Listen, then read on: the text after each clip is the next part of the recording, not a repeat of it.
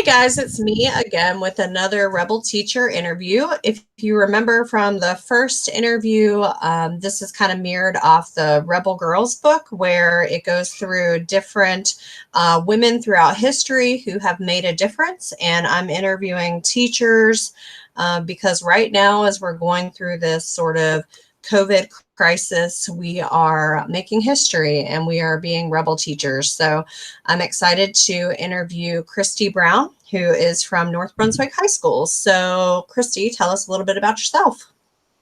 Hi, I'm Kristi. This is my first year at North Brunswick. I'm teaching biology. I have a background in marine biology. I got a degree in at UNCW. Took some time off from school, didn't really know what I wanted to do, and then I ended up getting a master's in secondary education. I have a dog. He's been keeping me some company while we are out of school and we can't really interact with other people. So that's been, I guess, one of the best things about being home is just having him around. Awesome. So what makes you a Rebel teacher? What is sort of your teacher superpower?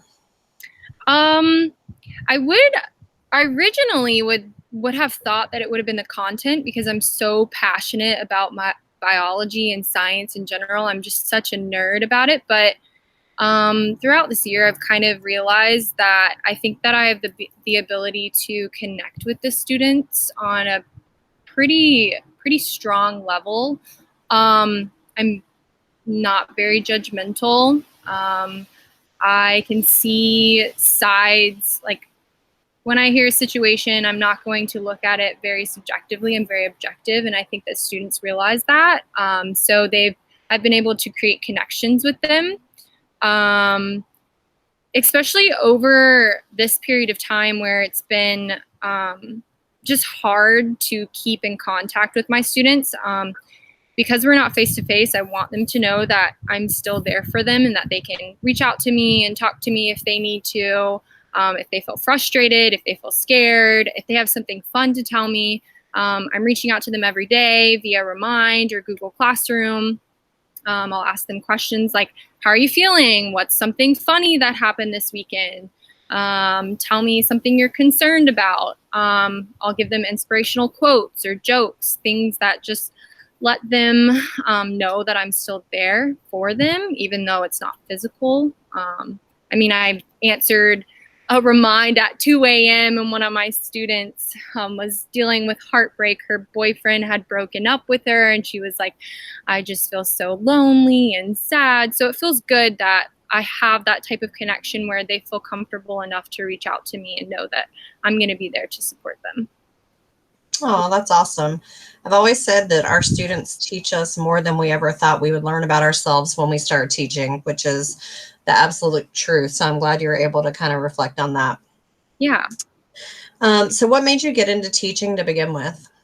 I never envisioned this for myself. When I was going through college, people would ask me, they'd be like, what do you want to do with a science degree? And I was like, oh yeah, I want to get into research, was very into shark conservation particularly. I went into that field and I realized that as much as I liked it, I wasn't getting like the interpersonal interactions that I needed and that I thrived off of. So I ended up working for a little bit at an animal hospital. I really liked educating the clients on their pets, how they could help their pets, what they need to do better, how to feed them, how to walk them, train them, things like that. And then I also had other informal education opportunities teaching marine science around the community. And as I was going through that time, I was like, well, I'm really not happy doing this. And I kept thinking back and, realizing that some of my happiest, most fulfilling moments in life were when I was with kids and students and teaching them something I was passionate about and getting to see curiosity light up in their eyes. So I kind of just went out on a whim and decided I'm going back to school, and here I am. Awesome. So you're a Scorpion. What Yeah. is your most favorite thing about being at your school? I think definitely for this year, although this year has been I mean, such a curveball, especially being my first year teaching. I've really liked the camaraderie of teachers. I mean, I feel super supported, and I have felt supported by my team, my science team, my biology team, and even just the other teachers at the school as well. I feel very fortunate to be a part of a school that is really sticking together, has your back, and wants to see you do well. Awesome. And our final question, you mentioned a couple already, but since we have been out on quarantine, what has been your most favorite tool to use and why?